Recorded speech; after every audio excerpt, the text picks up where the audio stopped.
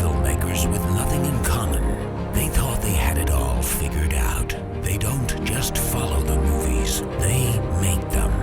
Alexander Pavlak, Mario Silvas, and Jamal Alexander are the makers on film.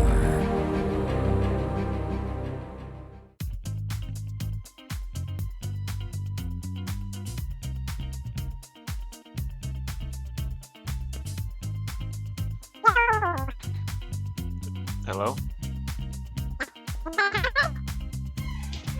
Dude, there's something wrong with your equipment.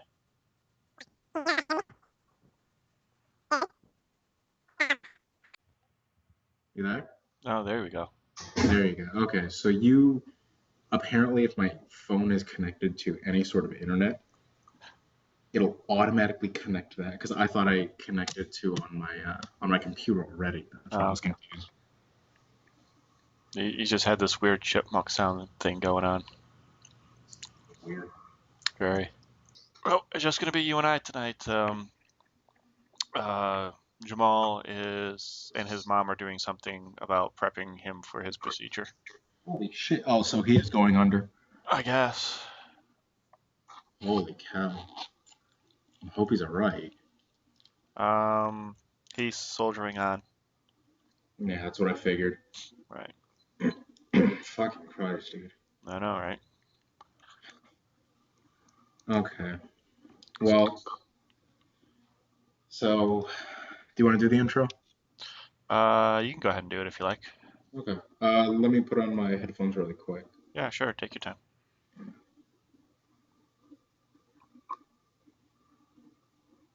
So apparently now that technology is, tripling every couple of days.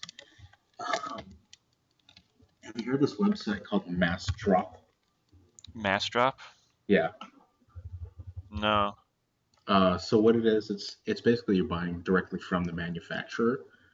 So you and X amount of people put in an order, and then whenever you hit a certain benchmark, the price will go down. Sometimes significantly, sometimes not significantly, but it'll actually drop.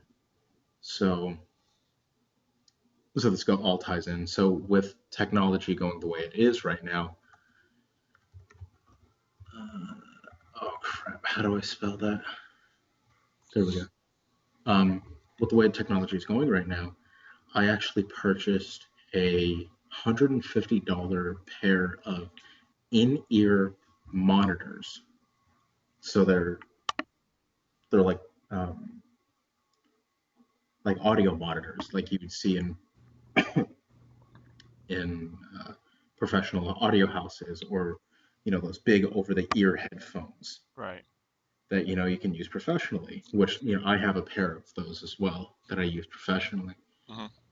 But now that technology is getting better and better and better, I have a pair of those type of headphones, but they fit inside of my ear now. Oh, nice. And I gotta tell you, it's the craziest sounding thing in the world because I'm so used to my big over-the-ear headphones to hear everything, to hear the highs, the lows, to hear everything. Mm-hmm. I put these earphones in the other day, and I got them yesterday. And I put them in, and I'm like, holy shit. Like, it legitimately blew my mind that I was able to hear everything like I did with my huge headphones, my over-the-ear headphones. Mm-hmm. Blew my mind. Interesting. Yeah, I got them for like $30 too, off that website. Right. How much are they usually, you said? The ones that I got were $150 because they were doing like this whole specialty deal. It's like it was $30, but you never knew, or you didn't know what kind of headphones you were going to be getting. Mm-hmm. It's like 4 different types, and then once there were 200 people that ordered, they would throw in a pair of over-the-ear headphones, and then when 400 people ordered, they were going to throw into the mix Bluetooth versions of the headphones that I have. Right. And then once they hit like 500 orders, they're going to do the Bluetooth version of the over-the-ear headphones. So it's like a giant grab bag. Right. And I happen to get some of the better paired. They're wired, but they're some of the better paired ones. I'm like, Right. oh, this is really cool. But yeah, I'm using them right now. They're pretty freaking awesome. They're pretty awesome. Nice. Okay, so since we're on the topic of Tucson this week, Mm-hmm. have you heard about one of our previous classmates? Which one? The one on Sunday/Monday. No. No. So let me read the tagline. Okay. So actually, our old friend Mike Ryan texted me this morning around 5 a.m. and he said, hey, actually, he's being racist right here. He said, hey, wrong time, no talk. He said, not joking about this. In quotes, Southern Arizona film lead chairman and byline director Chris Raboin murdered his girlfriend and got into a brief chase, picked up at Oracle and River. Oh my God, no, I did not hear of that. Yeah. So apparently our friend has someone who works at the Phoenix News TV station and sent him a picture of our old classmate. Was it the mugshot? No, it's a picture of when he was a lawyer in Phoenix. Okay. So, clean shaven, good hair, and everything like that. Mm-hmm. And it took me a while because I woke up at like 7 a.m. and this was the first text I received in the morning. Mm-hmm. And I'm looking at it, I'm like, what the fuck? And I'm like, no, this can't be it. And I'm looking at the picture, I'm like, holy shit, it's him. It's him without a beard. And apparently, there's a lot of stuff that he was talking to me about, but yeah, and apparently he did that. And so I asked him, I was like, hey, keep me updated. I'd like to know more about this. And so he just sent me from TV News Now. It's a news station, or it's a news website in Tucson. Court records show the victim of an alleged domestic violence murderer yelled for help before police said she was bludgeoned to death by her boyfriend early Monday morning at her home near Tucson Boulevard and Prince Road. Oh my God. A statement by the detective said the suspect, now identified as Christopher Raboin, showed up to his victim's home on a bicycle to spend the night. In the early morning hours, according to the documents, the woman's roommate heard the victim yell, "Chris, don't. I love you. Don't do this." The woman also called out her roommate's name for help, according to the statement. So the roommate called police, and Raboin allegedly drove away in the victim's vehicle. Records show officers found the woman dead, lying on the floor, naked with apparent head trauma. Her face was swollen, according to documents, and she was bruised and bleeding. Tucson police said they caught up with Raboin after a pursuit and conducted a high-risk traffic stop, the pit maneuver, I'm assuming is what they're referring to. Yeah. Police have confirmed Raboin was arrested on Monday. According to court records, investigators conducted a search warrant on Raboin and found blood on his hands and several scratch marks on his chest. Yeah. Wow. So I actually went on Facebook after I saw this, this morning, and I was like, okay, this can't be the same guy. So I got on Facebook, and once you go to a school, you still kind of, you may not interact with everybody that you went to college with, Alex. Yeah. But at least you still have them on your Facebook. Yeah. Yeah, you still have them on your Facebook. So I was looking around, and one of our friends, Snuff, he actually posted the same article that I read this morning. And literally all I did was Google Chris Raboin, Tucson homicide. Boom. The first thing that popped up was from KVOA. Mm-hmm. Again, another news affiliate in Tucson. And as sure shit, it was the same article that our friend had sent me. Or no, I read that article, and that article I read was the same one that I found on Facebook. And everyone's like, there are a couple of people who are like, wow, holy shit, like, is this a coincidence? Like, this can't be him. And one of our old professors, I don't think you ever took one of his classes, but Dave Audello. Oh no, I did. He was the audio guy, right? Yeah, okay, so you did take a Dave Yeah. Audello class. He just put, wow. And I'm like, yeah, like, how must the teachers feel at this point in time? Like all of our professors, Dave's, because it was Dave Wing and Dave Audello, Yeah. Jim Brady, fucking, who's the script writing professor? Oh, I know who you're talking about. I just can't Oh, think I of his can't name. think of his name. I loved him though. He's so funny. Yes. Um, it'll come to me. Mm-hmm. Like in the middle of the show, it'll come to me. But him, like, they all taught him. And to hear this happening about one of their students one of our fellow classmates as well. And then my next thought immediately was he actually made a short based on how to kill somebody. I doubt it was in the fit of passion bludgeon them to death. Well, right. But I mean, my first thought was, did he follow his own short film advice? Or apparently he didn't because they caught him. But that was my first thought. I was like, I wonder if he followed his own advice. You know what this means, though, don't you? What's that? His YouTube channel is gonna just blow the fuck up. Fucking Christ! Yeah, you're right.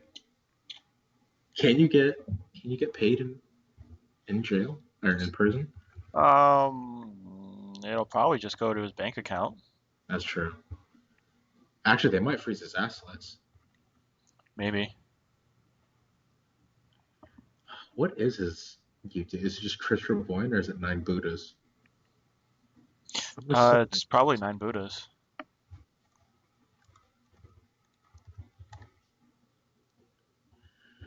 There's a lot of Hinduism stuff going on right now. If you search Nine Buddhas, I don't know why I didn't think that one through. Shut up. Actually, does he have anything on YouTube? He does, because if you look up his name, you should at least find Byline. I think he has that on his. So if you just enter his name. Yeah.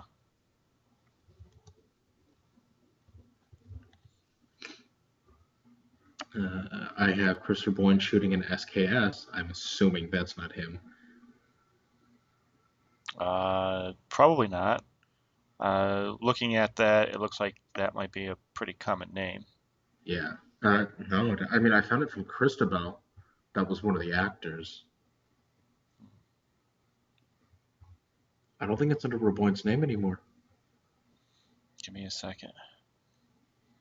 Catherine Zarzak.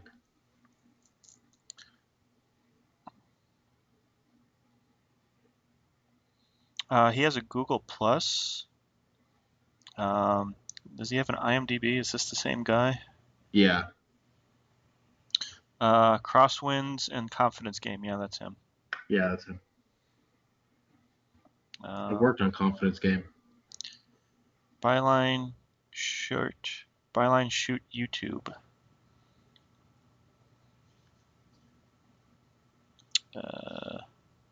That's Bob.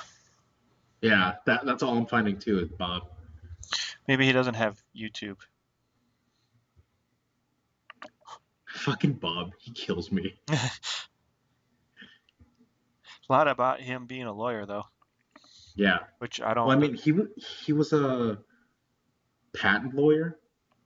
Something. In Phoenix for years and years and years, and that's how he retired, and that's how he did everything. Hmm. Um, so, but yeah, that's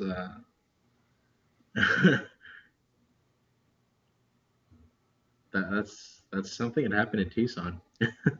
So you tell me this, and the one thing out of that whole story that really surprises me, that shocks me to no end, is he had a girlfriend. Yeah, I honestly believed that a little bit more. What really shocked me was that he killed somebody. That doesn't shock me at all. That shocked me. He, that man, there was a lot going underneath the surface there. None of it was good. Oh no, I know. He had a way of pushing people's buttons and getting under their skin and then not having any kind of emotion behind it. That to me reads psychopath. Oh no, he clearly had psychopathic tendencies, or sociopathic. I'm sorry. Yeah. Or, don't get me wrong. I'm not saying he didn't, but it was more surprising to me that he actually killed somebody than the fact that he had a girlfriend. I mean, don't get me wrong. I was still shocked at that. That was still surprising. Well, I mean, we all have it in us. I mean, one way or another, there is some sort of trigger or line that we could come to that would make us make that decision. Yeah. And for most of us, it would be a life or death situation. Somebody, Right. uh, It'd have to be something quite traumatic. yeah. But to like honestly to just go on and off somebody, I mean that it takes a special kind of someone at that point in time. But if he just got mad at his girlfriend and did that, Yeah. Yeah. I know. So, yay Tucson. oh man, that you said it was Tucson and Prince, Oracle and Prince. Oracle and Prince. That is actually kind of a bad area because there had been a police involved shooting there one day where the cops shot somebody. Jesus. And then the next week there was a police involved shooting where the brother of that guy who got shot a police officer. What? Sure, why not? And it's they had the street, the Prince, between Oracle and Stone blocked off like for an entire day for that second shooting. So, wow. I'm surprised. I really am. I'm surprised how bad Tucson is starting to go downhill. Oh my God, I know, right? I don't get that.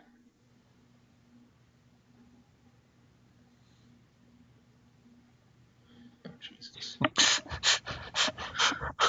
So I shared this with Bob Fleisig, and I'm like, "Did you hear about this?" And he's like, "Yep." And I'm like, "Crazy, right?" And he's like, "Yeah, Linda Gross's belief in karma has been re-energized in me."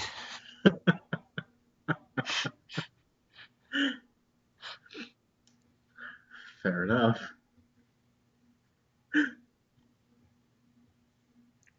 Like we've all we've all worked with him. Yeah. Well, even if we didn't work with him, he was at Pima for what, 3 years? Yeah, because he was there. He was there for Byline. He was there for the He was there for Ninja Quest. was he there for Ninja Quest? Yeah, he was. He didn't do anything. He might have just been around.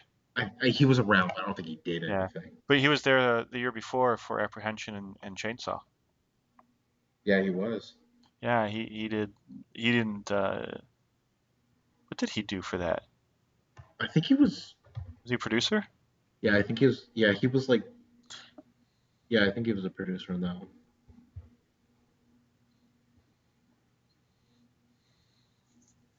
But yeah,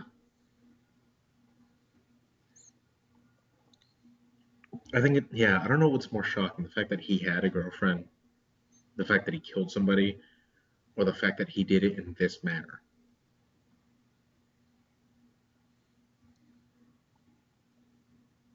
There is no way that this comes out of the blue, though. There has to have been not only hints of this to, especially to her. There had to have been some sort of red flags to her that he was either A, unstable, B, unhappy in the relationship to the point where he would go violent, Yeah. or something. But I mean, I get it now. Not the killing thing. Let me finish. Okay. I get the whole how you can be in a relationship with somebody for 3 years and at the end of it be like, holy shit, I can't believe I wasted that much time. Right. Yeah, where you can walk away after 3 years and be like, how could I not have seen that? Yes, I may have been living it. I could have been coping with it, but how did I being in it not see what I see now as being in a third party to it? I'm talking post breakup and everything. Yeah. So I mean, I can get it, but at the same time, it's like there's also a special. It's a different type of personality who can recognize those while in a relationship, and B, know how to get out of that Yeah. type of relationship.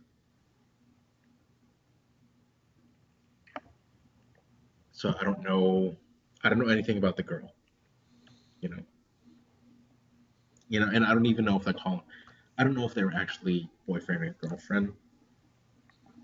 Yeah. They could have just been friends, Yeah. workout buddies, whatever you may want to call it. Right. And So that's yeah, crazy. So we should do a moment of silence for her, yeah.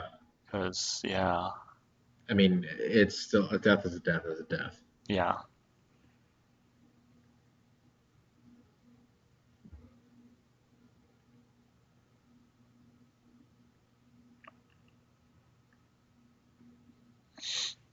Yeah, so going from that to our movie, Yeah. the yeah, the first line and the last line of this film, the first line, something something something, you go where dreams go to die, and then they show the Tucson, welcome to Tucson sign, Yeah. and then at the very end where he says to the guy, you will lead a blessed life because everywhere you go is going to be better than Tucson. Yep. Tucson, where dreams go to die. Wow. Honestly, when I was living in Tucson, I didn't believe it. How could you? I grew up in Tucson. I loved it. I do love Tucson. But after leaving it, I'm just like, I get it. I really get it. Tucson's the kind of place where it's an it's an awesome place. I love it to death. But I don't think I could ever move back. Yeah. Now that I moved away, I mean, mind you, I only moved about 700 miles away, but there's a reason why a lot of people go to Tucson for the winters. Right. It's a great spot to visit. Same thing with Phoenix. Phoenix, actually, I think Phoenix is still a shithole, Hmm. but that's even while I was living in Tucson. But Tucson's a great little, it's a good retirement place. I like it. Could never live there again, but I enjoyed Tucson. This is just, yeah. I wonder if he's going to represent himself in the preceding court case. I don't think you could do that. You can. It's not a good idea, but you can. Yeah, well, he's been out of practice for a while. May not be a good thing. Yeah, but then again, if he lawyers like he film makes, there's not going to be anybody who's going to want to defend him. It's true. Except, well, he does have money, and Yeah, but he was a patent lawyer. There's a difference between a patent lawyer and a defense attorney. I was trying to think of the word. yeah. You know? Yeah, it's true. His dreams have died.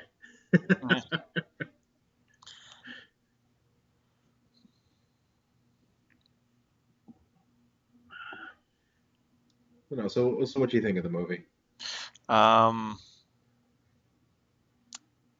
it it was interesting to see how other people see Tucson, and I think they hit it right on the nail right on the head. Yeah. I think they like I said, everything from that opening line to the ending line was pretty much how Tucson is. Mm-hmm. And this uh, this is what was this, like 5 years ago, 6 years ago, something like that? Yeah, something like that. So it's like we're right in the midst of fighting for people to come here and shoot film again, and like our government is not letting us do that for some reason. Yeah. And Doctor Who this season came to New Mexico. Really? Yeah, Damn, and I totally missed that. no real reason why. I mean, everything that they seen, other than the the uh, the place they were shooting was Truth or Consequences, which Okay. that was kind of a thing. So that's the only reason why they would choose New Mexico to shoot. But they shot in Utah a couple of seasons ago, and they shot in New York. So they shot in Monument Valley in Utah, and the Monument Valley stretches Utah, Arizona, Nevada, I think. Yeah. So It's like the tip of Nevada, but yeah. yeah. So like there's a stretch of Monument Valley. A lot of people shoot in Utah right now because Arizona doesn't allow you really to shoot. Yeah. So there's like the section of Monument Valley that hasn't really been seen on film since probably uh, um, Wow, the early, or probably about the 60s then. yeah, as I say, since the last time the Duke did a Western. Yeah. 60s, 70s then. Yeah. Shit. So yeah, it's about as old as long as I've been alive. Yeah. Well, yeah.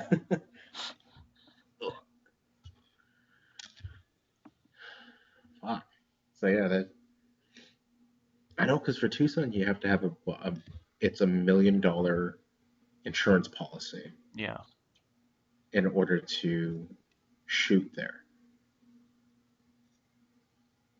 And it's so funny, because in uh, LA, it's essentially the same thing. I think it's $1 million in LA as well, but that's more viable because that's LA. Yeah. Yeah, I can't imagine how many multi-million-dollar homes that I've shot in my years living here.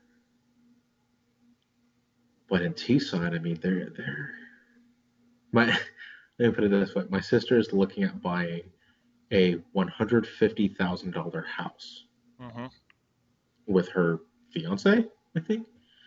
Um, it's 3 bed, 2 bath, huge front yard, huge backyard, detached garage, two car detached 2-car garage.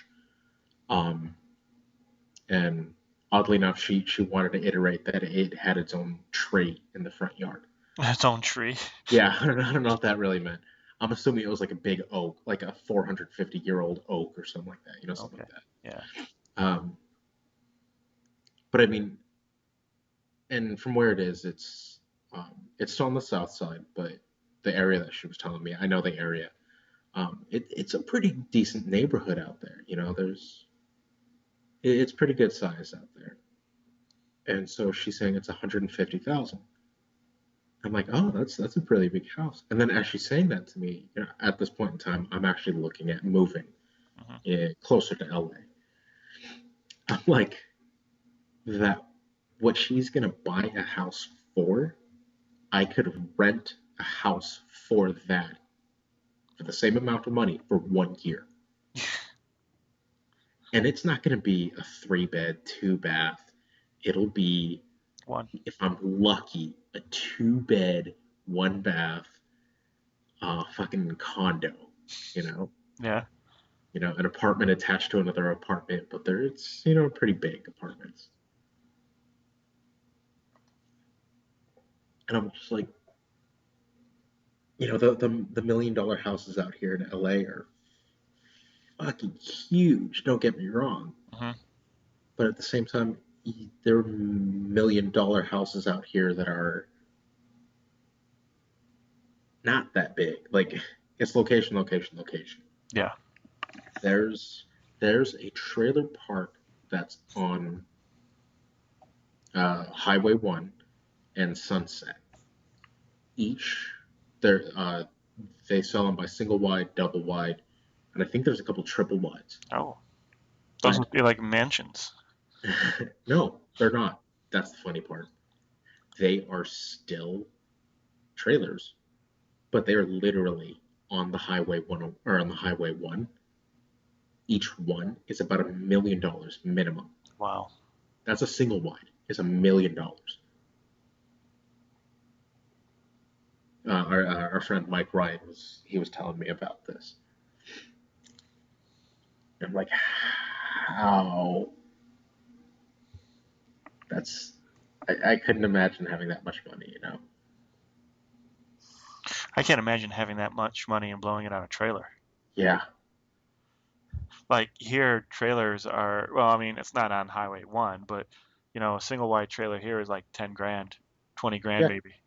hmm, Used, 50 grand maybe new. yeah. No, it's not even that. No, I mean, I was looking. My dad and I, we were talking about when I was first moving out to Ventura, to buying myself a trailer in Tucson and then having it transferred to Ventura and then live in a trailer park. And then when I'm done with it, I could either sell the trailer or move it to LA, Right. and have a trailer. I'm like, oh, that's a good idea. Honestly, I really wish I would have done that. But we could have bought a trailer in Tucson for about 4 to 5 grand, a single wide. And the move would have been about 4 grand. Really, only 4 grand? Yeah, Oh, wow. because it would have been someone uh, from Tucson. It would have been a moving company from there. Right. Yeah, yeah. It all in all, it would have been about 10 grand. Because there were some fees and everything that we had to go through. But yeah, it wouldn't have been bad. And then you would have had whatever lot fee that you would have had to deal with, which probably would have been about as much as renting an apartment here. Actually, it's about $300 a month. Really? Yeah, I'm surprised because yeah. that's about what it is here. Really? Yeah. Oh, that's not too bad. Yeah, because it's 300 plus. Well, the thing is, you have to pay for water hookups, you have to pay for gas hookups, you have to pay for garbage, Hmm. electricity as well. You have to pay for all those things. Yeah. So nothing is included. Yeah. Well, that's the difference here. Well, no, you pay the $300 for your lot fee, and then a lot of times the manager of the property will come by, read all the meters, and then charge you, Based whatever. off that. Yeah, so there's $300 plus your utilities, but everything's in the park's name. So you can actually, move into a trailer and have nothing in your name other than the trailer itself. Oh, see, and there's a difference out here. You get everything in your name. Yeah. Yeah, anyhow. But yeah, that's the difference. And it's all in all, it probably would have been, at the end of the day, probably about 400, maybe 450, if I would have gotten a trailer out here Yeah. a month, and fuck me, that would have been awesome. Well, anybody thinking about moving to Hollywood, stop off Yeah. in Tucson, Arizona, and buy yourself a train. Yeah, exactly. Actually, it's so funny. Friend and I, like, we're into motorcycles and everything. Uh-huh. And he's like, yeah, I want to get a motorcycle. He's like, it'll be about, for a used one. He's like, I can get about $3,000. He's like, I can get a really good one. I'm like, dude, come to Tucson with me. I was like, you can get like 4 of them for $3,000. And I'm like, really good ones. He's like, what? I'm like, yeah, dude, you can get like 1,000cc motorcycles for that price. Yeah. It's like 1,000 plus cc's for 1,500, like a good running one. Yeah, For like I found 15. one. It was a crotch rocket, 4-cylinder. I think it was a CBR, I want to say. Mm, Not too terribly old. He wanted like 1,400 for it. yeah, And I was just looking at the guy like, there's got to be something wrong with this bike. There's no way it's yeah. only 1,400. It's so what I keep telling him, I'm like, look, we'll save up a couple thousand. We'll take a road trip down to Tucson. We'll pick ourselves up some bikes, and then we'll just trailer them back here to Ventura or LA or wherever we're living at that time. Well, you take either the Greyhound or the train. The train, if you get a train ticket, soon enough, it'll be like what, 20, $30. Honestly, train tickets are like 75. Are they now? Yeah. Well, the ones that you just just the passenger. Yeah. Oh, excuse me, I just had dinner. I apologize. The like the Greyhound version of the train. Right. They're like 75 to $100. Really? Yeah, they're a little pricey. But the first time I ever came back to Tucson, I took the train. I didn't realize that there was a secondary area that you had to click on when you're, on the Amtrak site, Yeah. and I accidentally bought a sleeper car for myself. And how much was that? It was the same amount if I would have just driven in gas. It was about $450. Wow. Yeah, it was nice though. Don't get me wrong, because Yeah. I stayed up until like 10, 11. I was playing video games. I was reading, and then I fell asleep. And then when I woke up, I was like, "Oh, I'm in Tucson. Like this is pretty cool." See, I wish I would have had that coming back from LA to Tucson, because that was the train that hit somebody and had to pull over for like 8 hours. Oh, that's right. I remember you were telling me that. Yeah. So I would have liked to have had someplace that I could have stretched out at. God damn, dude. I can actually. Wait, what train did you take? Was it the Amtrak as well? I believe so, yes. Okay, You say that as if I know. fair enough. Is there something other than Amtrak? There is. It's like Blue Line or Blue Coast or something like that. I forget what it's called. Blue balls? Yeah. No, but they do that as well. They're another train station. Right. But the Amtrak that I was taking, you were able to walk around. Like the sleeper car was literally, you open the door, there's the bed. Like you had maybe a foot distance before the bed was there. And then there was the top bunk and the bottom bunk. I put all of my shit, like my suitcase, my bags, and everything up top, and I had the bottom bunk all to myself. It was awesome. I touched myself several times, and it was nice to have some place to sleep. But it was really cool is because for dinner, um, again, my ticket was round trip, so Yeah. that's why it cost me so much. But I also didn't realize that it included dinner. So I was able to have it was actually really good. It was like, those lamb cuts where they scrape the meat off the bone, Yeah. and then you get like it looks like a meat popsicle. Yeah. It was like 2 of those, some like rosemary encrusted potato. I don't know what the fuck it was. It was delicious, and some like sauce the meat was in, with some like steamed vegetables and stuff Yeah. like that. But I had all of that, and then on top of that, you can go downstairs. I know that sounds weird, but you can go downstairs, Uh-huh.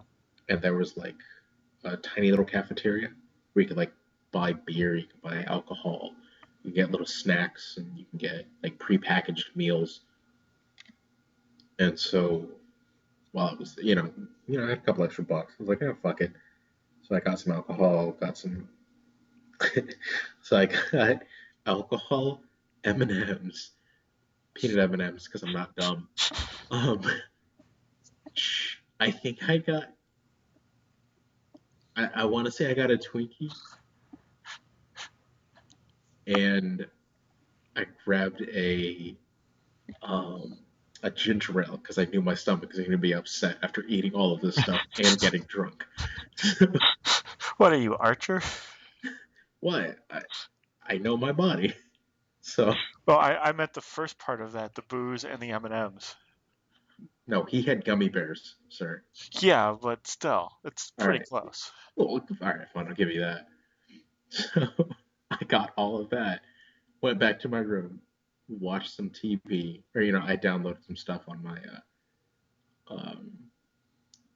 on my computer. So I watched a couple of shows, did all that, and then while I was watching TV, I was getting drunker and drunker and drunker. Had my M&Ms, felt upset. Oh, and my Twinkie. I don't want to forget my Twinkie. And drink, and then it was like after my alcohol was done, I was drinking um uh my ginger ale, and then just passed out. You're such a little fatty. Hey, I was allowed the ability to do it. Okay. I can just see you with M&Ms all over your shirt and all over the sleeper car. Actually, no. One I'll kind do of you. just one kind of just stuck to the side of your mouth. I'll do you one better. Actually, what I did is uh, because on the bottom, if you turn a Twinkie upside down, how it has the little injection ports. Oh my God, no. I got M&Ms and I shoved it in those. So they're like, I want to say like, and I worked them into the inside of the thing. So I think they were like a good like 5 maybe M&Ms You bite into when it? I was eating. Yeah, it was pretty glorious.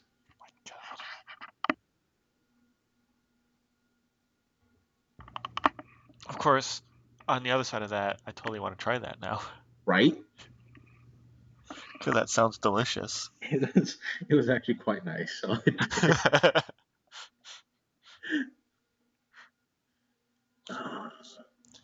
there we go. All right, so actually talking about the film now, what were your impressions of Hamlet 2? Um, so what I actually saw this film the first time while I was living in Arizona. Mm-hmm. Yeah, Tucson, actually. While I was living in Tucson. Well, that's still in Um, Arizona. no, I'm saying specifically while I was living in Tucson. Right.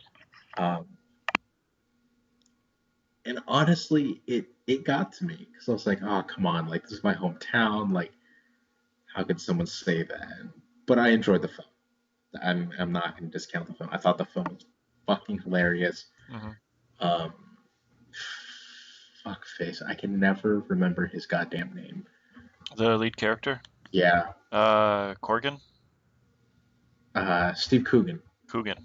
Yeah. Um, he fucking he's just so awkward and he makes me laugh.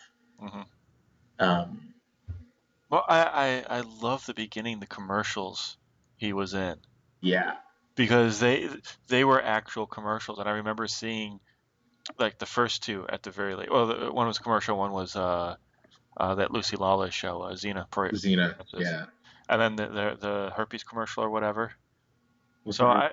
I remember seeing these things, and then they just split him into it, and it was just Yeah, and I think that's what made me laugh the hardest because like I've seen those commercials as well. Like, that was fucking funny. And then see them shit on Tucson because you know why they ended up shooting in New Mexico, right? well, because we don't give tax breaks for movies, A, and B, when you make fun of a city that hard, you don't want to be in it during the time. Funny enough, they weren't making fun of Tucson when they originally brought it in. Really? Yeah, they showed up and said, "Hey, yeah, they shot in Albuquerque, New Mexico." Yeah. And they told them, "Hey, we want to shoot a film, and we'd love to do it here. You know, it's based off of Tucson, so why don't we shoot here in Tucson?" And it was the same thing. It was the same story, but they weren't shitting on Tucson, Right. minus the wife, uh, who was because that was just her character. Right. And Tucson's Catherine Kenner, I think is her name. Yeah. So Tucson said, "All right, fine, but it's going to cost you $1 million, and then you get no tax break and some other bullshit that they try to pull on him." Yeah. And he's like, "Whoa, whoa, whoa, like, why aren't you helping me out here?" He's like, "I'm willing to spend a lot of money and hire your crew and do all of that." And I said, "No, you can totally do that, but it's going to cost you." Essentially, it would have been like twice the budget that they had. Right. And they're like, "Yeah, you can go ahead and do it, but it's going to cost you this much extra, or it's going to cost you this much." So the director, writer, Andrew Fleming, he pretty much just said, "Fuck you and fuck Tucson." And then he actually did a rewrite, like months from shooting. He did a rewrite shitting on Tucson. And so the wife, Catherine Keener, Mm-hmm. she actually, they told her to play it up more, to just audibly say how much you fucking hate Tucson. And, and just upplay how much this is such a shit town. That's one reason why Tucson, that's one reason why this film is so famous, because of how much it hated Tucson, Arizona. Right. But anyhow, after seeing it the second time, I still laughed my balls off. I still think it's such a funny film. It's a little slow at points. Yeah. The whole side story between Steve Coogan and Catherine Keener, she wants to get pregnant. He's shooting blanks. Yeah, he's shooting blanks, but he's more worried about his job. His play than he is. Yeah. And their roommate, who's played by David Arquette. I was like, fuck, I always forget his name. Yeah. Which is still weird to me that he's an actor. But it's the funniest thing because he shows up like he's with her instead of Steve Coogan's character, Dana. Mm-hmm. When they go to the sperm bank, you see her and David Arquette, Catherine Keener. So it's Catherine's name is Bree in the movie, and David Arquette's name is Gary. Yeah. So when you go to the sperm bank, you see Gary and Bree there, and then Steve kind of meanders in, like this is nothing to him. Like having a child means nothing to him. All he cares about is his play. Mm-hmm. Well, his play is his child. Exactly. It's his heart. It's his art form. It's everything to him, and it's getting shut down. So he's more worried about that than anything else. And so it's just so odd to see. Oh, and then you have little cameos as well. I completely forgot about those dumb little cameos. Elizabeth Shue is in it, first Elizabeth and Shue, foremost. yeah. Yeah, Amy Poehler. Amy Poehler, David Arquette, but I don't really consider that a cameo because he's there for quite some time. Yeah. Um, I knew right away though that those two were an item that was going to be a problem at some what? point. That David Arquette and Catherine Keener Oh character yeah. were going at it. Wait, is this the first time you've seen this film? Yeah. Oh, okay, okay. I thought you'd seen it before. That's why. No, I've always wanted to. I just never got around to it. Hmm, okay, but I mean that's just me. What did you think about it? Um, well, you see, it's interesting getting your view on this because you you grew up here, A, Yeah, and then B, you left, and now you're seeing what a real city is like. I wouldn't really call it a city. Tucson. Really wouldn't. Oh no, I thought you were talking about L.A. No, yeah, that's a real city. It's spread out. It's a lot of burgs or yeah, a lot of See, suburbs. here's the thing. I really wouldn't call uh, Los Angeles a city. I would say it's a big community Yeah, because you have um, fucking like East LA, and then you have West LA, and you have, or Hollywood. I yeah, apologize. But you have like East LA, you have West Hollywood, you have North Hollywood, you have downtown Hollywood. Mind you, each of these places that I'm saying all have their own mayor. They all uh-huh. have their own rules and their own laws.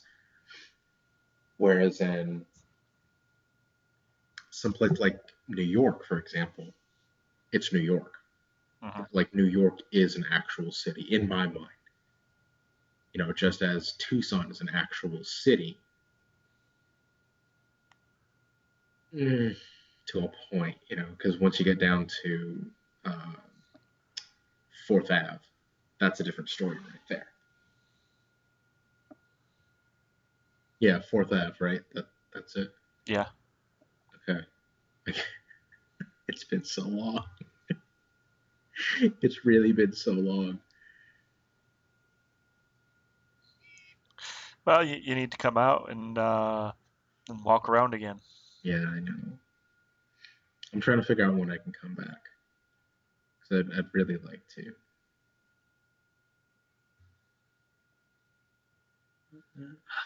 It always kills me that Amy Poehler was in it. I like the fact that she didn't even care about the play. She was just like, "You have the right to do it." He's like, "I think it'll be really good. Doesn't matter." Yeah, she's just like well, she was essentially like an activist. Yeah. She was just like, "Oh, you want to do it? You can do it. Let's do it." All right. And goddamn, it was so funny because my car's in the shop right now, so I was walking to my girlfriend's house, and the part where it's like, the song kicks on. It's like, rock me, sexy Jesus. I fucking lost it. I was laughing so fucking hard. 'Cause I know it was coming, but I completely forgot about it. Yeah. So I started laughing. I'm in the middle of Vaughn's, Safeway, essentially, Hmm. fucking laughing. Because I'm watching this as I'm, uh, like the last half hour as I'm walking. Yeah. And I had to stop and realize, oh yeah, Martin, you're in public right now. You shouldn't be doing stuff like what you're doing right now. Well, like after watching this film, I really was. I know this film's like kind of old. I would have liked to have seen that play. Like the little snippets that we got of it looked amazing, and I would Yeah. totally go and see that play. Yeah, I can see it too. I thought that they should have done that. They should have wrote Hamlet 2 and used this as advertisement for that. And I actually have a Hamlet too. Yes.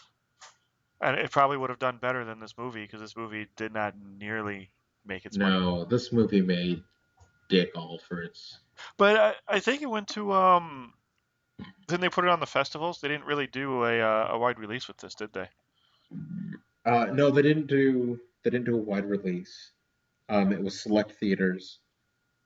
To this date, I think it's only made like 5 million at the box office. Something like that. Yeah, I mean it hasn't even made its money back. However, it gained popularity doing the festival circuits, and then it did the film festival circuits. And this actually came to Tucson at the most famous film house, The Loft. the Loft. Thank you. Couldn't remember it. It has been a while. Fuck me. No, it came to the Loft, and unfortunately, I missed that night because I was actually working at Pima. But we ended up getting um, we fucking pirated it. I'm not gonna lie, we pirated a copy, and it's like 3 or 4 of us. We watched it at the lab, Mm-hmm. and it like we were in the back, like the really big monitors. Yeah. We ended up watching this film in the back and just fucking rolling, just laughing so hard because we're like, yeah, that's Tucson right there. Like the shitty Mexican restaurants with the fucking white boy who's your server. Yeah. Like, yeah, that's Tucson right there. Yes. And like you can tell the kid was a stoner too because he just didn't care. He was just okay, and just walked away. Like I can't I can't count how many times that's happened to me. Yeah. Well, just every little thing. The only real difference would have been that he would have rode a bicycle instead of roller skated to work. Yes. That is the only real difference in this story and what's really in Tucson. Well, that and everybody would have dressed like Gary in basketball shorts and a t-shirt. Oh God, right? Fuck. But I mean, for the most part, they definitely got Tucson down. Mm-hmm. No, I want to say that they probably stayed in Tucson for a while, did a little research, and learned about it Mm-hmm. before they came into Tucson and said, we want to do this. But they got it so goddamn spot on, just making fun of it. Well, it's not like it's hard. I mean, it's not a metropolis. It's not a world city. It's a little backwater, if we had water. Yeah. Well, you guys have more than we do. That's only because we conserved it. I hate LA sometimes. Well, see, that's the thing too. It's like places that have water, like Denver and Colorado, or Colorado and Utah, and places that have a lot of snow and a lot of water because of it. They warned California, hey, don't go wasting all your water. In 5 years, we're doing stuff to keep our water. Don't come to us in like 5 to 10 years and be asking us for water.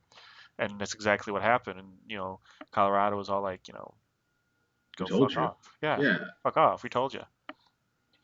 And it's so funny because I know that Tucson and Colorado, I mean, that's where Tucson gets a lot of its water, is through Colorado. Right. We actually built a pipe. I forget what the trade-off was, but it was basically Tucson specifically is able to, they created a pipeline, which blew my mind because I was in elementary school when this was happening. Mm. But they built a pipeline going from Colorado. I fuck knows where, in all honesty, I don't really remember. But they built it from Colorado to Tucson, and to divert water to Tucson itself, because at that point in time, our water reservoirs they were running dry. It's a desert, so it doesn't really rain, but when it does, it washes everything away. Yeah. including the water. So, and again, I don't know what the trade-off that Tucson did to get this thing built. It must have been some sort of tax exempt or, you know, We probably something. we probably send them weed. Yeah, right. But that's it. Just blows my mind how a place that's an actual desert understood. Hey, we don't have enough water, and we're not going to if we're not smart about it. To a place like where I live that said, "Oh man, we don't have enough water. Hey, let's put in a water fountain over there."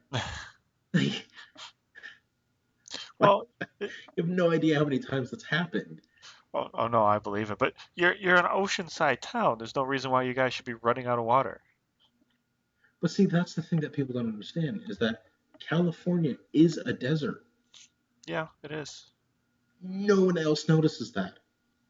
Well, you And notice so, it driving to California from Tucson yeah, 'cause it all looks the same. but people don't realize, living here, that it's a desert. Like, you I mean, minus you get places like, um,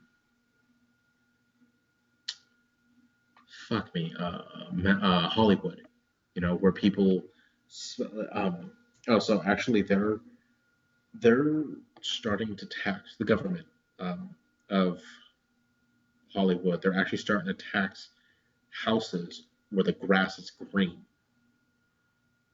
Literally, if you have grass that is green, you will get a tax, an extra tax on that. Do they actually make sure it's real grass and not that fake shit? Because that fake stuff looks pretty real nowadays. Yeah, it does actually. I'm They pretty sure. they I'm pretty they sure something has to go into it. yeah, but they actually put like little bits of brown grass in there to make it look very realistic. Really, Yeah. that's funny. Uh, I didn't know about that. Yeah, I priced it. It's very pricey. Don't get me wrong, but it Yeah, it looks like grass and it's coming from a guy who came from a place that had grass growing everywhere. yeah, Yeah, it looked pretty real. crazy. I'll have to look into that stuff. But anyhow, but no, they're actually taxing people like that, and it's not a cheap fine. It's like $750 per incident, Hmm. and it's like each incident is, or no, it's like 750 per gallon that you waste, something crazy like that. So it'll add up really fast. Oh yeah. And so I don't know how they're going to calculate. I heard that the other day, and I'm like, it's about fucking time, you know? It's about freaking time they did something like that. Well, in Las Vegas, they gave people money for ripping out their lawns and putting in rocks, kind of like Yeah, how Tucson has rocks out in front of everyone's lawn. yeah, So you put in the decorative rocks and you got some sort of kickback for it from the government. yeah. I remember that. A Yeah, lot of people were doing that in Vegas and just Nevada in general. yeah. And I think it's a great idea being able to understand, hey, we're out of water. Let's go ahead and do this. Oh, look, our government's helping us. Even a better incentive to do it. But you get people who live where I live in Ventura, and they don't realize just because we live next to the beach, we don't have water. The water we do get is whatever washes up next door. That's it.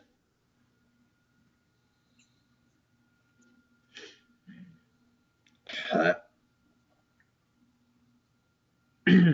sorry, had a, had a whole bunch of egg rolls for dinner. Oh my God, could you be any more stereotypical?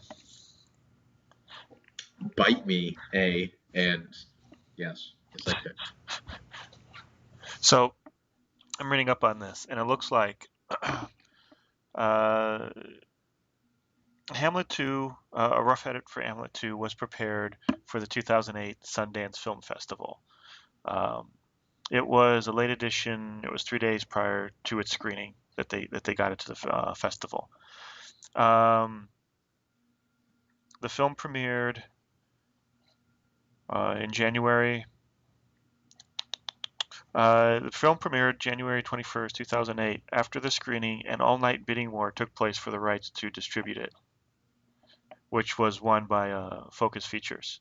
They won it for $10 million, acquiring the worldwide rights to the film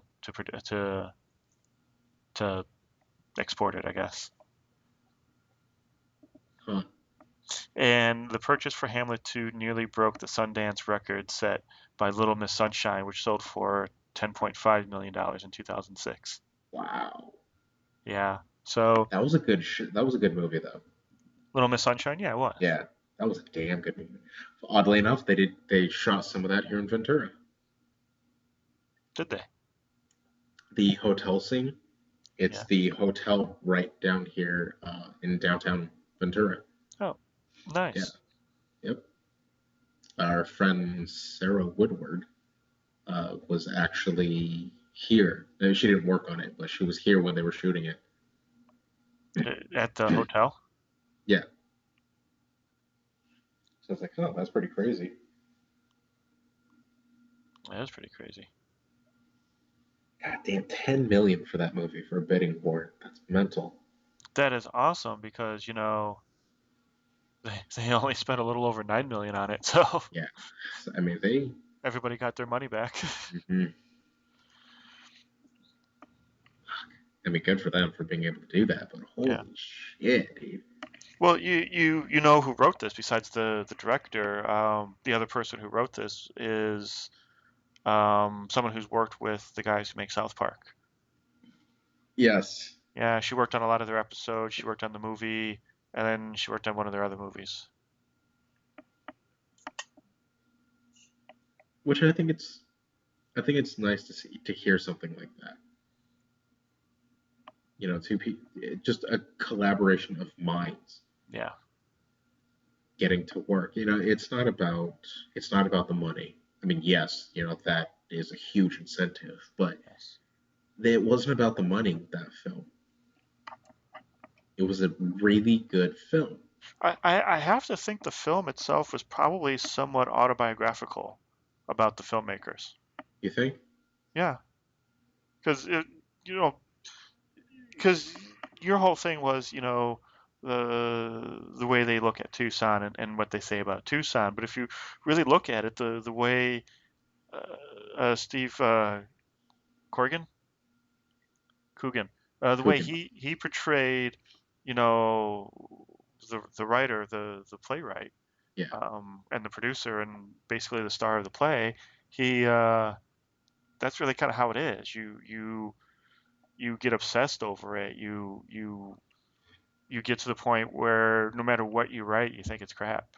Whether it is crap or that's not true. doesn't matter. You get neurotic over it, and then to a point, you do kind of neglect everything else. That you have to have a person in your life who's going to understand that there will be times in your life that nothing comes before whatever project you're working on, and it doesn't matter what the reasons are. Usually it's out of love, sometimes it's out of money, but it there is always going to be that project, and the best you can do, the best that a significant other can hope for, is that you don't do one project after another, Yeah, that you take some time off in between projects to remember what everything else about life has to offer. But I think that there is probably some autobiographical bits in there. Maybe not for that movie particular, but for other projects that they've worked on that they've tried so hard to make happen. And generally just, the feeling that you have while working on these projects. yeah, I can see that. Actually, yeah, Yeah. I mean, yeah, because it honestly it was more of an artist movie. Yeah, I don't know how else to put that, but you know, we've all gone through. I don't want to say all of us, but you know, we've definitely gone through those sort of things. Yeah. Well, it's like movies about making movies never do well at the box office Right. because the average moviegoer doesn't have a point of reference for it. So you have to kind of disguise it as something else. But Hollywood loves doing movies about making movies. And I think this movie, kind of like Rubber, has it's kind of hidden in what they're doing with it. So with this movie with the lead character, you kind of have sympathy for him because, he's kind of failing at his job, and then he realizes what he really wants to do and he goes for it. And that can be really anybody or anything. Whatever dreams that you have, you're toiling away at a job, not doing them until either you get fired or you just hit a low, or you just are so depressed that you have to do this. Yeah. It's either this or you're done. Yeah, kind of. Yeah. So yeah, I think there is some there is something about this film that a lot of people can connect with. Yeah. Yeah. I can see Yeah, it. and it's just a great cast too. I mean, even the people who there are a lot of people in here that are um, they do a lot of like independent stuff or smaller budget things, like the female lead high school student, Melanie Diaz. She she was she wasn't the lead in the play, but I think she might have been the female lead for the movie outside of maybe the wife. Yeah. But she's the Mexican chick. She was in another movie that I really like, Be Kind, Rewind, with Jack Black and Mos Def. I never saw that one. It seemed okay, but I never really went out of my way to see it. It's a cute little film. It's about these guys who they're not the brightest guys in the world, and Right. they work at a video store. And literally, it's videos. It's not even like DVDs, but it's in the Like time. VHS. Yeah.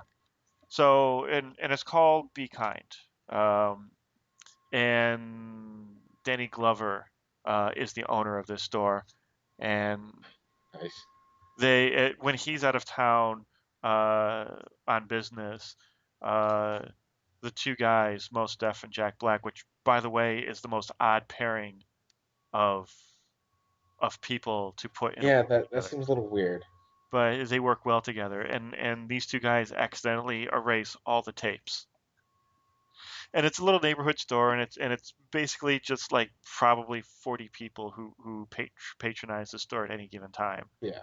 You know, um, so they start making their own version of the movies that they've erased. So they do like Ghostbusters, they do 2001: A Space Odyssey, they do not Men in Black, Rush Hour. They do Nice. they do all these movies, and they make 15-minute versions of these movies because they're pressed for time because they got to get them out to the customers because they don't want anybody to know that the movies were erased. Right. So it's a cute little feel good movie, and at the very end they use all the techniques they learned making parodies of the movies to make their own movie. So Oh, okay. So it has a uplifting end to it. yes, very much so. And I like it. I thought it was a cool movie. It's another child of the film festivals and Yeah. whatnot. So I mean, you're probably never going to. It was never destined to be a big hit or be in theaters or anything like that. It's just a cute little feel good movie. Okay. Yeah. All right. I heard about it. Never really wanted to go out of my way to go see it, but I think I'm gonna try to find it. Oh Give yeah, it a I shot. definitely recommend it. I used to have it on DVD myself, but I sold off most of my collection. Oh, Sad face. yeah, seriously. Yeah. But yeah, so yeah, it's like tying into Hamlet too. It's just that you Hollywood makes movies like that, like I said, because Hollywood likes movies like that. You'll get Yeah. all sorts of praise and sometimes awards and commendations and notoriety for making a movie about making movies. Right. Nobody in the real world cares about that. Oh, what was the one with Steve Buscemi? Oh, shit. Do you know which one I'm talking about? It was a movie about making movies. It had Steve Buscemi. Fuck, the only person I really remember. No, Let's see.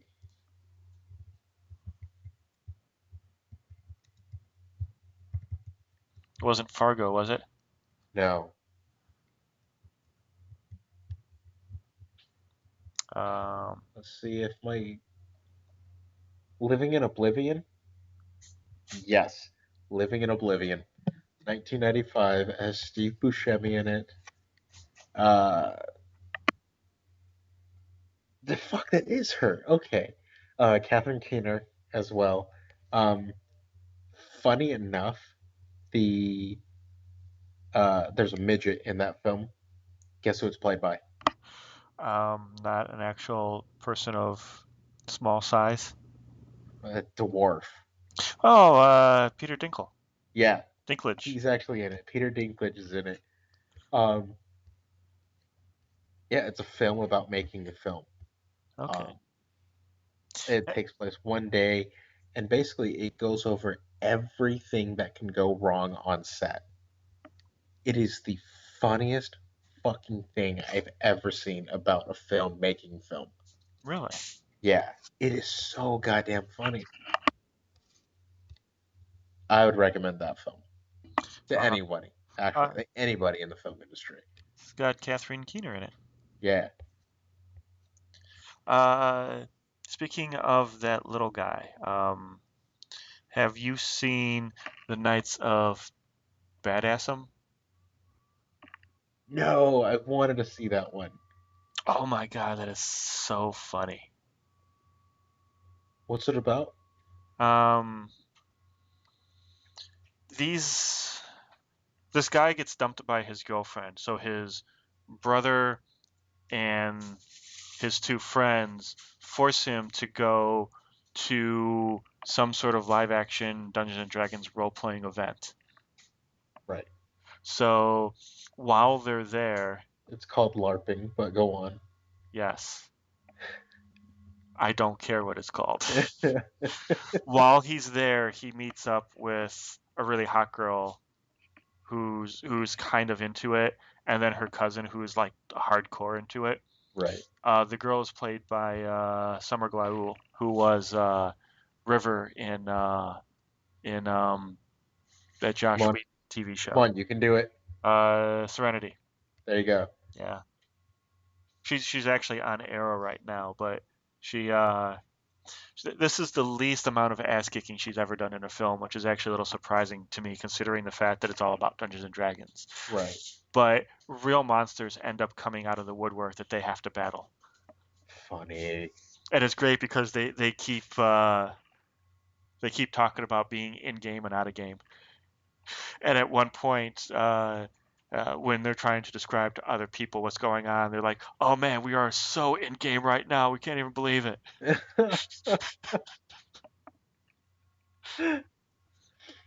And it's just if you like the LARPing or the Dungeons and Dragons or anything like that, Yeah. it's actually kind of a fun little movie. Yeah, I remember when that film first came out, and I'm like, I need to see that. Like, because this is when Peter Dinklage first started blowing up in like the um, the big circuits of film. Because this was in what 2013 ish. Uh, Yeah, it was like yes, 2013. it was like early 2010s. Yeah. Um, when all of this came out, because Game of Thrones had actually come out like a year or two previous to it. So Game of Thrones came out, and everybody was like, oh, okay, little guy's doing a film. And actually, he's a really good actor. He is, and there's He's a nothing in this good actor. movie that, says he has to be a little person. Yeah, So it's like it's cool that he gets this role when it's not specific for, somebody of his size. right. Honestly, I think it plays perfect for a role like that in a movie like that. It's because you're seen as such an outcast anyway. I can only imagine if you're a dwarf, you're seen as an outcast, and I don't know, excuse me if I'm putting my foot in my mouth, but not only that, but you become, you're a nerd at that point in time if you're going to do LARPing. I've done it a couple of times. It's fun to bash nerds in the face. It really is. It's so much fun. And it's not even nerds, it's just people. You just bash people in the face. It's a lot of fucking fun. Well, you can pretend they're nerds. Actually, every once in a while, you'll get a nerd and you're like, oh, I'm gonna fucking kill him so fucking hard. Oh my God, that leads in so much to Revenge of the Nerds that we talked about It's, last week. yeah, right. It's a lot of fun, I'll admit. But then, you know, and then you leave your, you leave Earth, essentially is how I can put it, and you become this other character who is very well respected and essentially a god amongst insects, in this other realm as this other character. So I can see someone like him, and I'm pretty sure he did a fantastic job nonetheless Hmm. Yeah. in that film as well. Let's see. And someone like Summer Glau, who as well, she has a huge um, backstory to her as well, because she was, I mean, Firefly. Like Oh, Summer. everybody, Yeah. yeah, like everybody knows her as in Firefly. Yeah. So I mean, it's you can totally tell who they were, the kind of Demographic. yeah, the demographic they were going for in that film. Hmm. Uh, mm. Oh, that's right. They made it a Firefly movie, Serenity. Yeah. That honestly threw me off How because so? I watched Firefly. I loved that series, Hmm. and then like 2 years later, Serenity came out, and I'm like, oh, that'd be funny if that's. I was like, that'd be funny if that's the if it's a Firefly movie because it's Serenity, it's the show Serenity. I'm like, ha ha ha ha. Hmm. Sure as shit, it's a movie based off of that, and it blew my mind that I was just being an asshole and I made that connection. And it was, I enjoyed the movie, I enjoyed the series. Um, I mean, because they brought everybody back. Like, they brought back the actual members of the Serenity ship Yeah. in Firefly for the movie Serenity. Hmm. And I think that's what more people were excited about than anything else. Was that they brought back everybody, and everybody wanted to do it. Oh yeah. They're like, yes, we want to act it. We want to do this again. And apparently Nathan Fillion is just this huge dork. Yes, Everybody he loves is. him. Well, you weren't there at Comic-Con when he spoke, were you? No, that was the first Comic Con I missed with you Okay. guys. Yeah. Okay. Go on. I'll explain his No, no, no. Comic-Con Go name. on, go on. No, Well, because I was there for the Josh Whedon yeah. reading. Well, Josh Whedon, he did a some sort of Shakespeare play. I forget which one it was, but he had all his friends, Nathan Fillion and a bunch of other people that he's worked with Yeah, and that he likes, be in that movie. And it stemmed from the fact that he would just invite people over to his house on the weekends, and they would just read Shakespeare plays. They would go through them and act them out in his backyard. And somebody would just said, "Well, why don't you just do this as a movie?" That's awesome. Yeah, but Nathan Fillion was at Comic-Con, I think the last year I went, so like 2 years ago, Okay. and he he's on stage, and somebody comes up and asks him a question, and he answers the question. He does this huge long story, and he's like, well, I really want to thank you for asking me this question and taking your time out and coming to see me with all this wonderful stuff here. He's like, here, I want to give you my watch, and he takes off his watch and he tosses it to the person. Really? And the person, yeah, and the person is like, "Oh, great! I got Nathan Fillion's watch. That is so cool." And they walk off. He's like, "Yeah, thanks for being the first person to ask a question. I know that's kind of scary and all that." So he goes over to the other side of the room and he's like, "Okay, what's your question?" The person asks the question, and I'm sitting there thinking, "Oh, that kind of sucks for the second person because first person got a watch." Yeah. And Nathan is after the question is asked and after the answer is given, he's sitting there and he's like, "You know what? I gave that other person something and I feel like I should give you something too." And he's kind of looking around on the desk and around him and he's like, "Why don't I just give you my watch?" And he starts taking off his watch and he throws it to the person over there. And then the third person, and he goes to the first side of the room. He's like, "Okay, what's your question?"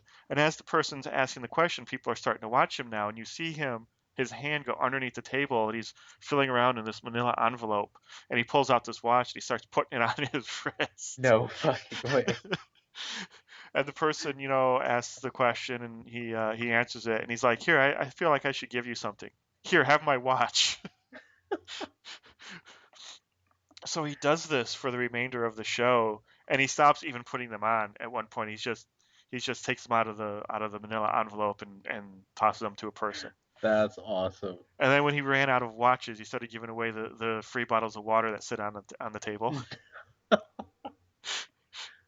And when he ran out of water, he's looking around like, and he grabs the microphone at one point. He just kind of looks at it. And he's like, "No, I can't do that." I can totally see. Yeah, like something like that. Exactly. Like Yeah, everybody loved him as a character, and he's such the fun-loving asshole he is. on Firefly. Well, he was what is it, Captain Hammer from Dr. Horrible Sing Along Dr. Blog. Horrible sing along blog, yes. And somebody asked him about that. And they're like, what's your favorite line of any of the characters that you played? And he's like, my favorite line, and it was in the comic book. I never actually said it, but it summed up the character so much. It's like Dr. Horrible comes running around a corner and bumps into Captain Hammer and falls to the ground. And Captain Hammer looks down at him and he's like, "Hey, you better be careful. What if I had been a knife?" And you can totally hear him saying that, like, as Captain Hammer. Like, Yeah, that could have been part of the show and that would have been fine. And you could totally see how he would have read that. And it's yes. just, oh man. I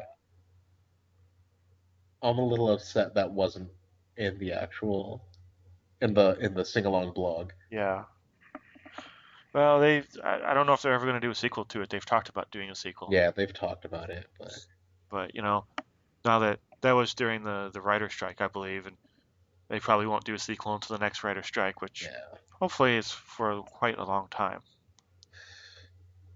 goddamn, there's so much shit that happened during that.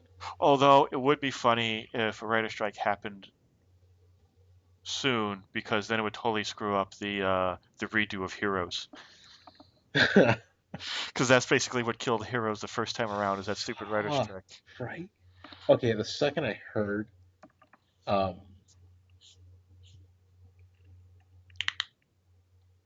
the second I heard that there was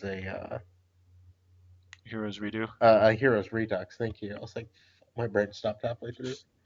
My first thought was, nope, not gonna watch it because I really enjoyed Heroes. The first season. Yeah, the first season was great. Actually, I was up till about the third season.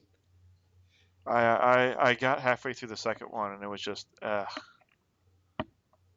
Really? I understand why they did it, because they didn't want people to forget about the show, which is amazing to me, because in the UK they can go 10 years between seasons and Right. everybody tunes in and watches it. It's still as popular as it ever was, and the actors don't skip a beat. They Right. slip right back in those characters, like slipping on an old pair of shoes. And that also goes down to a different type and a different style of acting too. True. You know, not too many American actors I don't feel could do something like that. Oh, Oh, here's something. Disney will release a new Star Wars movie every year for as long as it possibly can. and so they run that ship into the ground. Yep. Oh, are you kidding me? Okay. By the way, I have the best girlfriend in the world. Okay. um, so she can't drink coffee, but she loves the smell of coffee. Okay. So I bought myself a uh, French press and a coffee grinder, and she lets me keep it at her place, so I can wake up in the morning and have my coffee. Okay. She loves the smell of coffee. No big Right. deal. I get to drink my coffee. Even better for me. Mm-hmm. And so, holy shit, I need to send you this picture. Actually, this is pretty fucking amazing.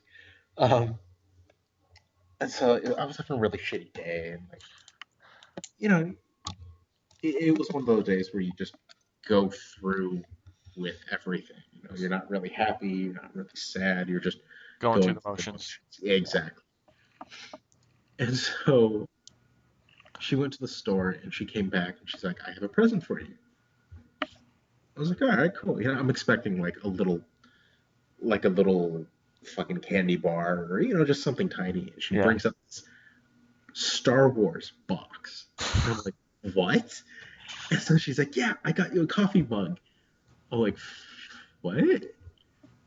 And so she's like, yeah, open up. She's like, it looks like it'll be really cool for you. And I'm like, all right. So I turn it over, and it's the new Sith guy, Kylo Ren. Yeah. And on the back of it, it says, like, glory to the Empire, or whatever the fuck. It says something on the back, or, you know, something to that effect, with the Empire insignia. Mm-hmm. And then when you drink it, is it only visible that it says destroy the galaxy? And I'm like, you're you're the absolute best. I'm like, this is amazing. Nice. But yeah, it's more shit that Disney's gonna go through to Oh yeah. Well, they're already just. You go to the supermarket and there's an onslaught of Star fucking Wars memorabilia. everywhere. There's Star Wars Hot Wheels. There's stuffed Darth Vaders. Hold on. Oh, there are Star Wars coffee creamers. What?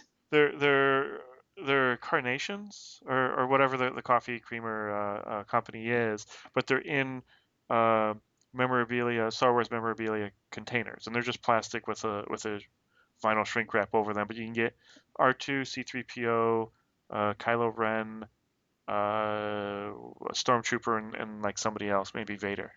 No fucking way. And there's drink bottles, and there's fucking mugs, and there's just That's funny. and that's just the stuff that you see at the supermarket. It's not Oh, even well, like hey, hold up. I need to pee really badly. I apologize. okay. I had a lot of water.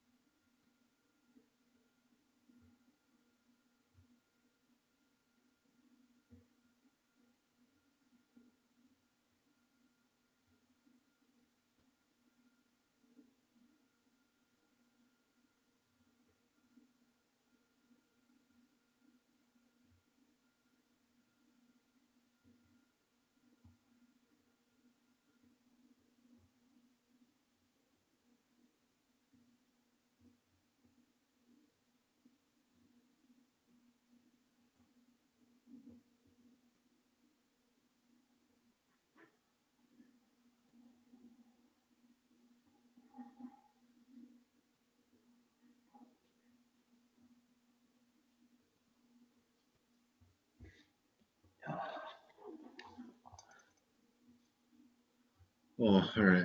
So much better. All right, that's good. Almost. For the past couple of minutes, I've just been bouncing. I've had to pee so badly. So, have you seen the new Ash versus the Evil Dead? No, I haven't. It came out on Halloween. That's awesome. Of course it did. Yeah, but it has Bruce Campbell in it, Yeah. of course. Putting on, Apparently, it takes place after the Evil Dead. Like it takes place nowadays. yeah, yeah, it's modern times. Yeah. Yeah, But it's still the same universe, so it's right after. Um, it's right after Army of Darkness. Army of Darkness. Thank you. And the first episode, I don't know if all the other episodes, but the first episode was directed by Sam Raimi. So Oh, awesome. if you enjoyed the Evil Dead series, you'll enjoy this. Yeah. And it also has Lucy Lawless in it. Does it really? Yes. She had a brief cameo in the first episode, but it's a character. It's a thing that you know is going to come back. It's a character that you know you will see more of. That's great. Which I'm assuming it's probably a supernatural character like an angel or a devil or something. But Right. besides that, it actually looks like it's going to be pretty good. And it's speaking of people who can slip into a character after years. Yeah, Bruce Campbell did that to a T. He's just Ash again all over. The first thing you see is him putting on a uh, some sort of thing around his waist to make his stomach not look as fat. Okay. And then he goes to a bar. He has a fake hand that he puts on. He goes to a bar and he starts talking to this woman about how he lost his hand, which was saving a kid from, being run over by a car. And it's like, it was 30 years ago today, as a matter of fact. And he ends up getting her drunk and then doing her in the bathroom of the bar that they're at. And then the woman turns into a deadite and says that they're coming for him. And then she turns back into the regular woman. And he gets all freaked out. And she's like, "What's wrong?" And he's like, "Nothing. I thought you were somebody else there for a minute." And she's like, "Well, I'm not quite finished yet." So he goes back to having sex with her, but he has this really weird, panicky face while doing it. I'm just like, oh, it's gonna be that kind of show. Okay, Yeah. yeah, All right. I can see something like that. yeah. I'm glad they haven't lost their humor. So I'm No, really happy. Yeah. yeah, because they could have really have let that new movie influence them and tried to make it an amalgamation. Yeah. But Did you see the new one? yeah, Oh, I didn't even try. it uh, it was very generic and it didn't feel like Evil Dead. It just felt like any movie that came after it that took place in the woods, in a cabin in the woods. Right. The best cabin in the wood movie I've seen since Evil Dead has been literally the movie called Cabin in the Woods. I like that film. Well, yeah, no, that's really great, and it's a really cool way of just putting the whole genre on its side. Yeah. But the Evil Dead was just meh. It's like I was half expecting when I found out that the lead character was female. I was at least expecting her name to be Ash, like Ashley, Right. what Bruce Campbell's character's name was. But I figured it would have been, she would have been the new Ash, and she would have played pretty much the part that Bruce Campbell played, which I never really realized this before until just recently. But Evil Dead is a horror film where the only person who survives it is a guy. Usually, women Yeah, you're are the right. ones who survive the horror story. Yeah, you're totally right. Yeah. So like, and it kind of turns into an action film by the third one, but a little more actiony. But it's like, and it's cool now because he's the old guy who's almost like the Ben Kenobi character, who has these other two young people in tow that he's kind of trying to introduce to the lifestyle of killing demons. Hmm. And it's great too because like in the first episode you get that his life is basically meaningless and that all he's doing is just, he lives in a trailer, he works at what is basically a Walmart. Yeah, I was gonna say he still works at Rite Aid or S-Mart. S-Smart. That's Yeah, right. but it's not called that. It's a different place, and it sounds like he's only been working at this particular location for like a couple of years. Oh, okay. So he's string of dead end jobs, living in a trailer, bit of a loser, you know, telling stories to get laid, kind of a thing, and that Right. his life is basically meaningless. And to this end, he reads from the Necronomicon, telling a woman that it's a book of poems. Oh, Jesus. And this is what re-releases all the deadites that he has to now go clean up. But Oh, that's kind of funny. yeah, but it's the only time he ever had purpose in his life is when he was battling these things, Right. and it When he comes saved everybody. yes, and it comes his character in the matter of like 10 minutes as a complete 180, and goes from this loser go nowhere guy who is hitting on this girl half his age to being this awesome, almost superhero guy who the girl half his age actually now wants to have sex with. That's awesome. Yeah, he even has the line in it. He's like, "Now I know you look at." He's like, she says something to the fact of, "Who are you again?" He's like, "Oh no, that's okay. You can play coy, but I Hmm. know you will want to have sex with me eventually." And he walks away. And after he saves her life, she looks up at him and he's like, "Yeah, see, I told you you'd want to have sex with me."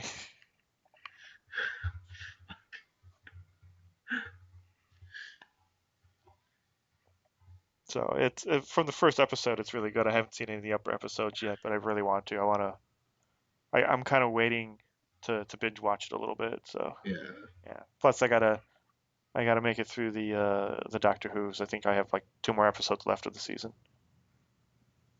The last one hasn't come out yet, but I haven't seen. I never even finished the David Tennant Doctor Who. oh, By the way, are you getting these things I'm sending you? are you sending me stuff? Yes, you should look at it. Okay. The David Tennant Doctor Who is really really good. Um, the Matt Smith ones are pretty decent. It gets better as it goes on. Each Right. Doctor starts off kind of slow. Really? Yes, but they end up really kind of shining towards the end. Mm. And David Tennant is amazing at the end. I take it you found the things I was sending you. Yes. So I'm trying to watch these and tell you about them. David Tennant's his goodbye at the end of his run as Doctor is just they filmed it 3 times and they couldn't use the last one because it was too emotional. It made everybody on set cry. Yeah, I heard that it was super powerful. Yeah. So he is just a really good actor and he does a really great balance between comedy and drama and Mm. he can flip it on and off like a switch and he's a great actor in and of itself and he's going to be the guy who's going to be in the new Jessica Jones TV show. He's the bad guy. Oh, no way. Yeah, and he plays a guy who can make anybody do whatever he wants. So like the first thing you see is he's knocking on someone's door, and they open up the door, and he's like, "You want to invite me in?" And the guy's like, "Yeah, come on in." No fucking way.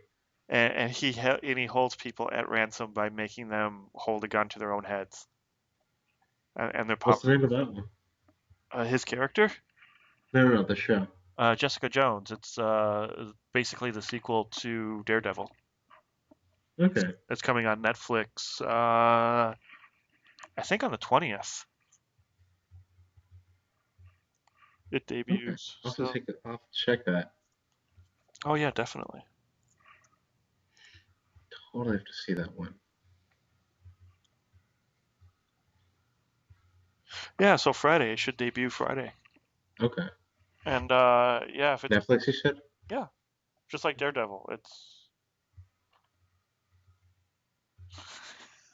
my dog is sitting on the ground and she will wag her tail and then try to catch it in her mouth as if it's some sort of like a cat or creature or something. She's trying to attack her own tail.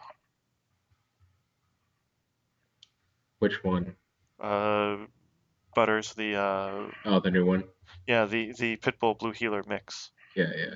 Which typically I've found that mixes are much smarter than purebreds, Yeah, they are. except for this one. Well, sometimes you just gotta break the mold. I think she got the stupid gene out of the other two. She's cute. Fortunately. Luckily, Yeah, she's cute. that's all you can really say. Is, well, at least she's cute. Yeah, that's very much it. But dumb as a box of hammers. You still love her though, don't you? Yes, I do. Yeah. It's like my cat. I've never had a cat. What can I say? They're odd little creatures, Yeah. odd little things. But this morning I was rolling quarters. I had a whole bunch of change, so I was like, okay, I'm gonna go ahead and. So quarters isn't euphemism for something else that you would roll. No, legitimately, I had a shitload of coins. Okay. So I was like, okay, so I'm gonna go ahead and roll them, and I had like 3 rolls of quarters in front of me, like 2 rolls of dimes, and a couple of penny rolls in front of me. And I see my cat come over, flop down in front of me, and I'm like, oh, okay, hi, and I'm patting her. And then she looks at the quarters and rolls it like it's a toy toward her, starts biting it. And I'm like, okay, she realizes it's not a toy, it's something heavy. Mm-hmm. Nope. Continues biting it, rubbing her cheeks on it, and she's pawing at it, like we just cut their nails too. So she's playing, and next thing I know, I hear shrink. And I looked down at her, and she'd ripped through the the paper that I had been rolling the coins in, and she just kind of splayed the coins everywhere. And I wasn't so mad at the fact that she just destroyed what I had been working on for the past couple of hours. It was more to the fact that that was my last quarter coin rolling. Right. And I was like, well, I'm just going to have $10 in quarters in my house now. Nice. Yeah, cats are great like that. Fucking assholes.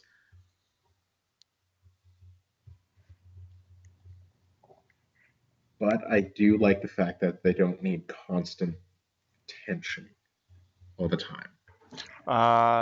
They don't need it, but it depends on the cat too. That's true. Like my cat would spend almost equal amounts of time alone on her cat tree as she would in my lap sleeping on me. Yeah. So yeah, it's like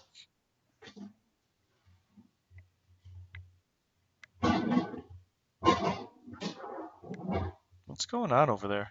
It's my girlfriend. She's She throwing pots at you? Yeah, apparently. Babe, what are you doing? Oh, she's getting chia pudding. See, I want to make a Chris Raboin reference right now, but that might be in poor taste. Do it. I was just going to say that you should just look at her and be all like, look, oh, Chris Raboin all over your ass. Oh no, I did tell her about it, but she doesn't know who he is. Well, no, it doesn't matter if she knows. You know, and you would laugh. Oh yeah, because that one's some crazy. Fucking Christ. I'm trying to keep her, okay? I want to scare her. That's why you make empty threats now. And she might, she might believe you, she might not. Either way, she'll stick around. Because either she'll find you funny and endearing, or she'll be too afraid to leave. And how has this worked for you in the past? It's worked pretty good. Okay. I find, if you randomly shoot them with a pellet gun too,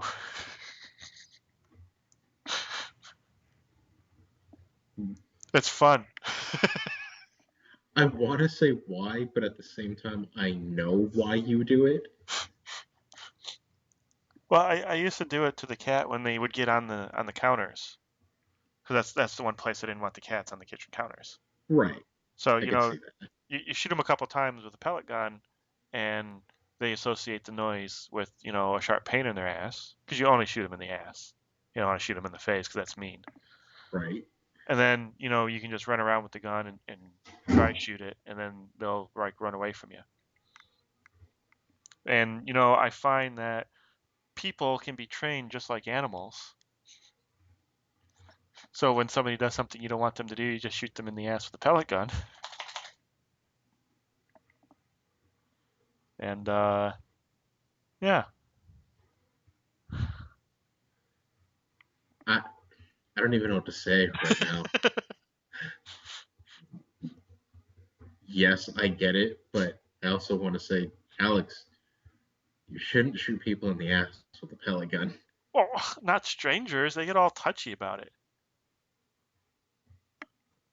Do you know this from experience? Well, I mean, look what happened in France. Oh yeah, that's not soon enough. You just walk around the streets with a pellet gun, and somebody gets all cranky at you, eventually. Some filmmaker in Phoenix did that. I think it was Phoenix did that, where they had somebody walking around dressed like a Muslim or a terrorist or whatever, with the scarf around their face and khakis and a button-up shirt, Right. and a fake rocket launcher. Jesus. And they were just walking around in the intersection with it, waiting to see how long it would take the cops to show up. And how long did it take? A lot longer than it should have. Really? Yeah. But on the other hand, everybody did get arrested for that because,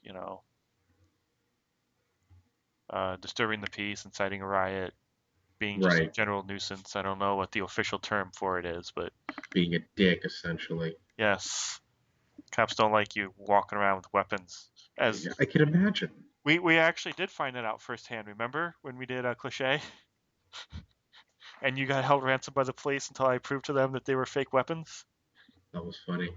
Actually, the best part was, if I wouldn't have left to go back outside to go to the bathroom, nothing would have happened. Yeah. But I had to pee. Way to go. Where else am I going to go? There were many cups from the cafeteria sitting around in the office. You could have just used one of those. I am not going to do that. Oh, I'm sorry. Are you too good to pee in a cup? Yeah. How do you ever expect to get a job? Do you hear yourself talk, or do you just fade in and out? I mostly fade in and out. That's what I figured. But I'm right. You say that kind of shit when I'm right. No, I say that shit because even I don't even understand when you say that.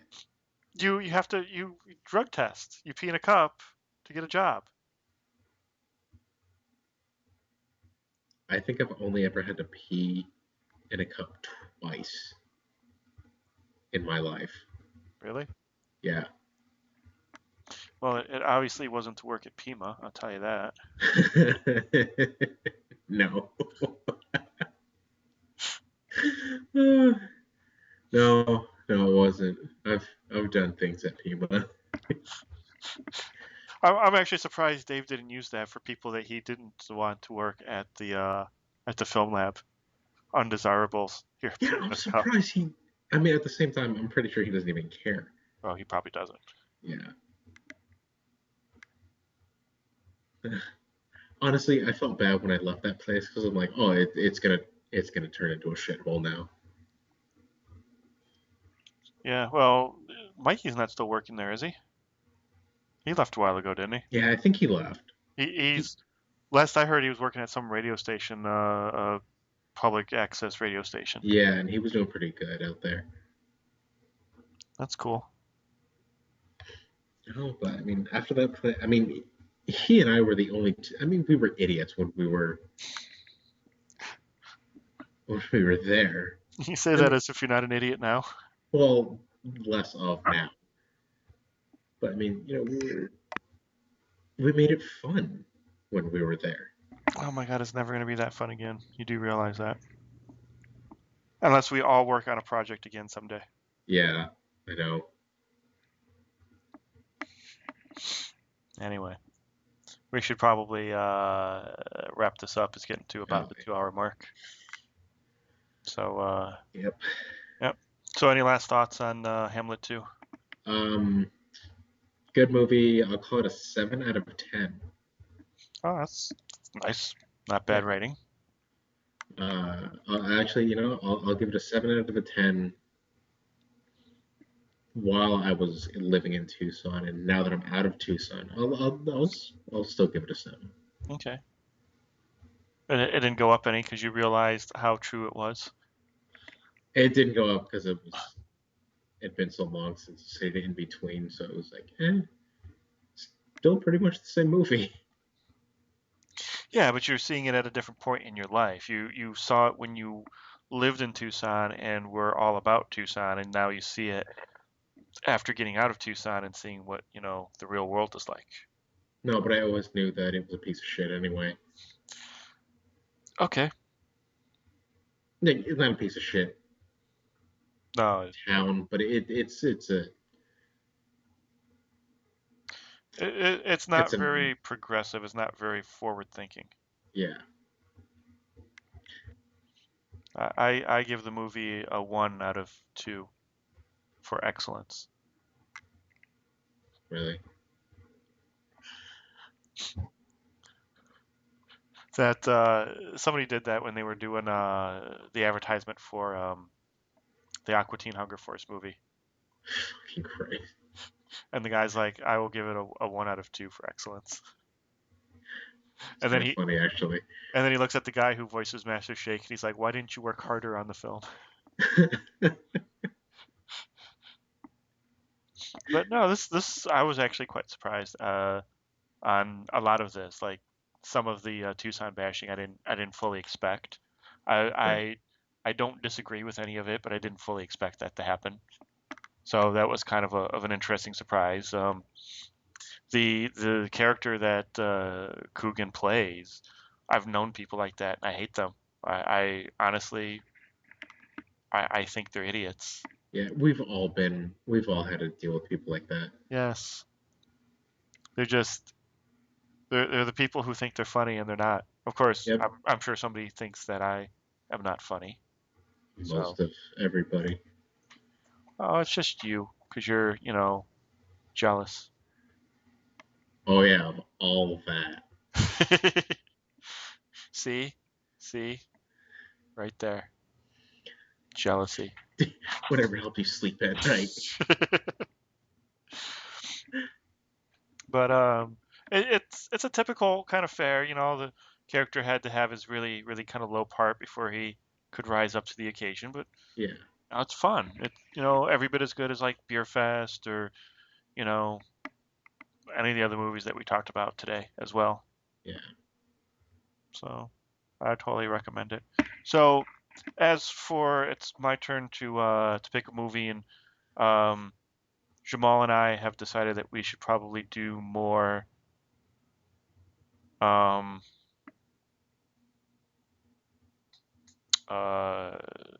more hard-hitting movies, more impactful movies, so we actually have something more to talk about of the movie. Although I don't think we're going to stay on topic. And have we ever? No. Well, Rubber. We did a pretty good job with Rubber. Yeah, that's true. But so we decided to do a month of Academy Award-winning movies. I think that's what we decided. If not, that's what I'm deciding now. But so I will go with A Beautiful Mind. directed by Ron Howard, starring the guy who throws phones at people, Wow. Russell Crowe. I couldn't think of his name. I'm looking at a picture of him right now, but I couldn't think of his name. The guy who throws phones at people. He does. I saw it. He was just, and it wasn't like a cell phone. It was that big house phone that could kill a guy. He just ripped it out of the wall, like the Hulk. Yeah. Russell Crowe, smash. Is that pre or post Coke? Probably post Coke. Oh, okay. That's where he gets his strength from. But it's a 2001 Academy Award winning movie. All right. Well, thank you, Mario, for joining us here today. Always. It was good to talk to you again, and very interesting to learn about our quote unquote friend. Yeah. Yeah. I don't have TV, and I've just pretty much given up watching the news because I just can't handle watching the news anymore. So I didn't know this happened, but wow, that is an amazing bit of serendipity, I guess. Yeah. It's not surprising the way he always, kind of revered women and how he portrayed them in his movies. Right, exactly. So, yeah. But, also like to shout out to Jamal for what he's going through, and hope that everything works out for the best for him. Yeah. And I'd like to thank the audience for showing up and listening to us ramble on about everything but the Hamlet 2 movie. Everything but the movie. Yeah. But yeah. So thanks for joining us. Yeah. And we love you, Jamal. We wish that you're doing better. Yes, definitely. Join the makers each week as they discuss film, TV, and pop culture. To learn more about them, go to mof.ninja. This is John Cleese saying goodbye.